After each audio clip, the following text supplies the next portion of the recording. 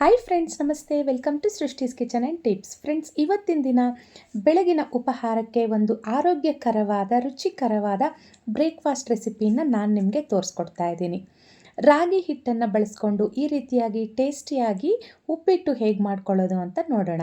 ಯಾವಾಗೂ ರವೆ ಉಪ್ಪಿಟ್ಟು, ದೋಸೆ, ಇಡ್ಲಿ ತಿಂದು ಬೋರ್ ಆಗ್ತಾಯಿದ್ರೆ ಖಂಡಿತವಾಗ್ಲೂ ಈ ರೆಸಿಪಿನ ಟ್ರೈ ಮಾಡ್ಬೋದು. ಹಾಗೆಯೇ ವೆಯ್ಟ್ ಲಾಸ್ ಮಾಡೋರ್ಗಾಗ್ಬೋದು ಅಥವಾ ಶುಗರ್ ಪೇಷಂಟ್ಗಳಿಗಾಗ್ಬೋದು ತುಂಬ ಹೆಲ್ಪ್ಫುಲ್ ಆಗುತ್ತೆ ಈ ಬ್ರೇಕ್ಫಾಸ್ಟ್ ರೆಸಿಪಿ. ಸೊ ಹಾಗಿದ್ರೆ ಈ ರೆಸಿಪಿನ ಹೇಗೆ ಮಾಡೋದಂತ ಈ ವಿಡಿಯೋದಲ್ಲಿ ನೋಡಿಸ್ತಿದ್ದೀನಿ, ಬನ್ನಿ. ಫ್ರೆಂಡ್ಸ್, ಮೊದಲಿಗೆ ಸ್ಟವ್ ಮೇಲೆ ಒಂದು ಬಾಣಲಿ ಇಟ್ಟು 1 ಸ್ಪೂನ್ ತುಪ್ಪವನ್ನು ಹಾಕ್ಕೊಳ್ತಿದ್ದೀನಿ. ತುಪ್ಪ ಚೆನ್ನಾಗಿ ಬಿಸಿ ಆದಮೇಲೆ ಒಂದು 10ರಿಂದ 15 ಗೋಡಂಬಿಗಳನ್ನು ಸೇರಿಸ್ಕೊಂಡು ಒಳ್ಳೆ ಗೋಲ್ಡನ್ ಬ್ರೌನ್ ಬರೋವರೆಗೂ ಇದನ್ನು ತುಪ್ಪದಲ್ಲಿ ಫ್ರೈ ಮಾಡ್ಕೊಳ್ಳಿ.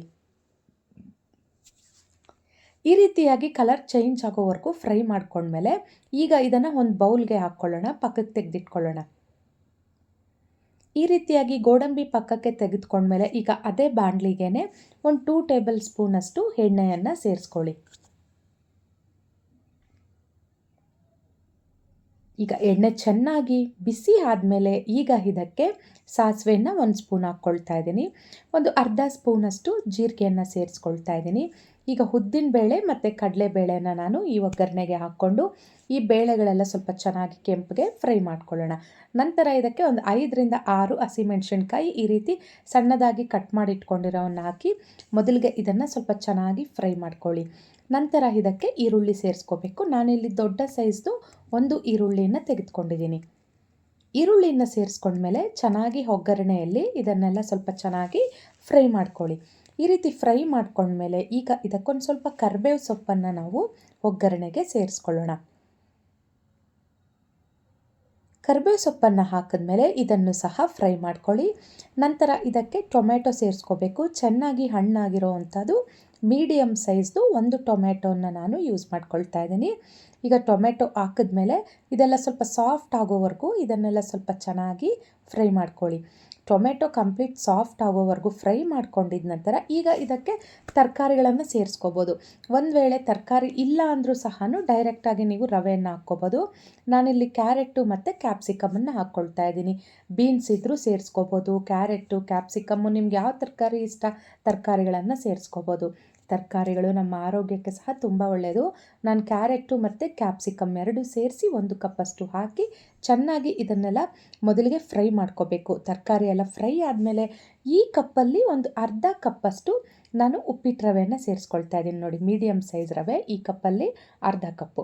ಅಂದರೆ ನೀವು ರಾಗಿ ಹಿಟ್ಟು ಯಾವ ಕಪ್ಪಲ್ಲಿ ತೊಗೊಳ್ತೀರಾ ಅದರಲ್ಲಿ ಒಂದು ಅರ್ಧ ಭಾಗದಷ್ಟು ರವೆಯನ್ನು ತೆಗೆದುಕೊಳ್ಳಿ. ಖಾಲಿ ರಾಗಿ ಹಿಟ್ಟಲ್ಲೇ ಮಾಡಲಿಕ್ಕಾಗಲ್ವಲ್ಲ, ಹಾಗಾಗಿ ಈಗ ರವೆಯನ್ನು ಸ್ವಲ್ಪ ಚೆನ್ನಾಗಿ ಹುರ್ಕೊಳ್ಳಿ. ಈ ರೀತಿಯಾಗಿ ಸ್ಟವ್ ಕಡಿಮೆ ಉರಿಯಲ್ಲಿಟ್ಕೊಂಡು ರವೆನ ಚೆನ್ನಾಗಿ ಹುರ್ಕೊಂಡ್ಮೇಲೆ ಈಗ ಇದಕ್ಕೆ ರಾಗಿ ಹಿಟ್ಟನ್ನು ಸೇರಿಸ್ಕೊಳ್ಳೋಣ. ನಾನು ಆ ಕಪ್ಪಲ್ಲಿ ಒಂದು ಅರ್ಧ ಕಪ್ಪಷ್ಟು ರವೆ ತೊಗೊಂಡಿದ್ದೆ ಅಲ್ಲ, ಅದೇ ಕಪ್ಪಲ್ಲಿ 1 ಕಪ್ಪಷ್ಟು ರಾಗಿ ಹಿಟ್ಟನ್ನು ತೆಗೆದುಕೊಳ್ತಾ ಇದ್ದೀನಿ. ಈಗ ಇದೇ ಕಪ್ಪಲ್ಲಿ ನೀವು 3 ಕಪ್ಪಷ್ಟು ನೀರು ಯೂಸ್ ಮಾಡ್ಕೋಬೇಕು. ಈಗ ರಾಗಿ ಹಿಟ್ಟನ್ನು ಹಾಕಿದ್ಮೇಲೆ ಸ್ಟವ್ ಕಡಿಮೆ ಉರಿಯಲ್ಲಿಟ್ಕೊಂಡು ಇದನ್ನೆಲ್ಲ ಚೆನ್ನಾಗಿ ಹುರ್ಕೊಳ್ಳಿ. ರಾಗಿ ಹಿಟ್ಟಿನ ಹಸಿ ವಾಸನೆ ಎಲ್ಲ ಹೋಗೋವರೆಗೂ ಇದನ್ನು ಈ ರೀತಿ ಫ್ರೈ ಮಾಡ್ಕೊಳ್ಳಿ.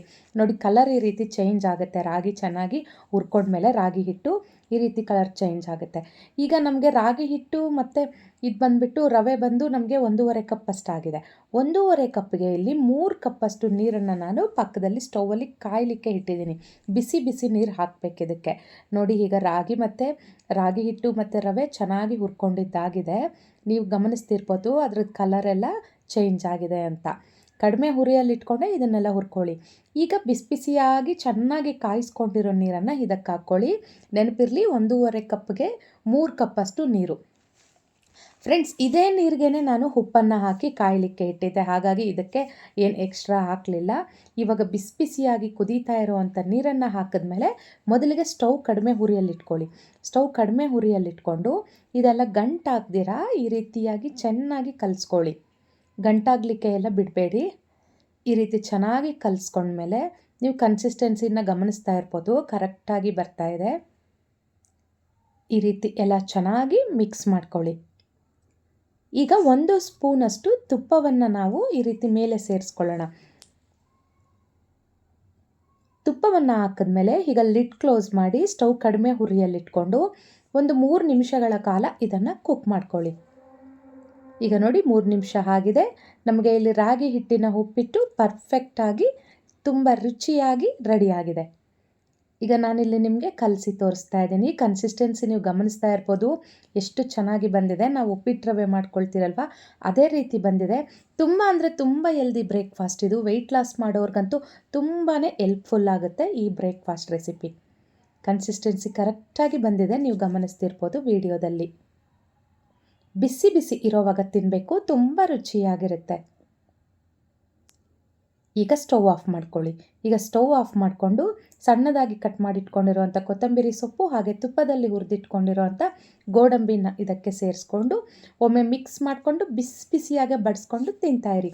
ತುಂಬ ರುಚಿಯಾಗಿರುತ್ತೆ. ನೀವು ಸಹ ಟ್ರೈ ಮಾಡಿ. ಈ ರೆಸಿಪಿ ನಿಮ್ಗೆ ಇಷ್ಟ ಆಗಿದ್ದಲ್ಲಿ ಲೈಕ್ ಮಾಡಿ, ಶೇರ್ ಮಾಡಿ, ಹಾಗೆ ಸಬ್ಸ್ಕ್ರೈಬ್ ಮಾಡ್ಕೊಳ್ಳಿ. Thanks for watching.